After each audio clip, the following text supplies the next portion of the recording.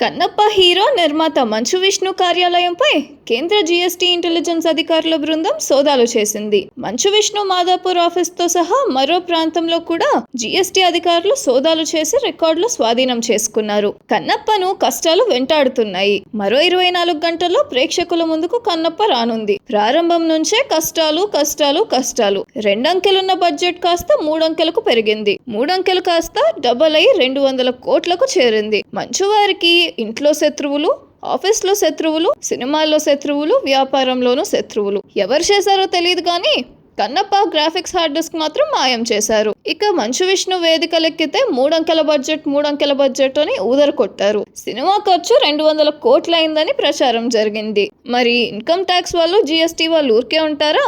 GST ఎగవేసినట్టు GST central intelligence అధికారులకు సమాచారం అందింది. వారు మంచు విష్ణు కార్యాలయాలపై దాడి చేశారు. రికార్డులన్నీ పరిశీలించగా జీఎస్టీ ఎగవేత నిజమేనని తేలింది. అసలే నీతి నిజాయితీలకు, క్రమశిక్షణకు మారుపేరైన మంచు ఫ్యామిలీ వెంటనే ఆ మొత్తంలో కొంత భాగాన్ని కడతామని జీఎస్టీ అధికారులకు హామీ ఇచ్చారు. ఆ రికార్డులన్నీ స్వాధీనం చేసుకుని జీఎస్టీ అధికారులు నోటీసులు ఇచ్చి వెళ్లిపోయారు. ఈ సోదాలు జరుగుతున్న సమయంలో మంచు మోహన్ బాబు, మంచు విష్ణు, రచయిత కోన వెంకట్ మంచు విష్ణు కార్యాలయానికి వచ్చారు. కార్యాలయానికి వచ్చిన విష్ణును విలేకరులు ఈ జీఎస్టీ రైడ్ గురించి ప్రశ్నించగా తనకి జీఎస్టీ రైడ్ జరుగుతున్న విషయం తెలియదని, మీరు చెబితేనే ఆ విషయం తెలిసిందని కార్యాలయం ముందు నుంచొని మంచు విష్ణు అన్నారు. అది మంచు వారికి మాత్రమే చెల్లుతుంది.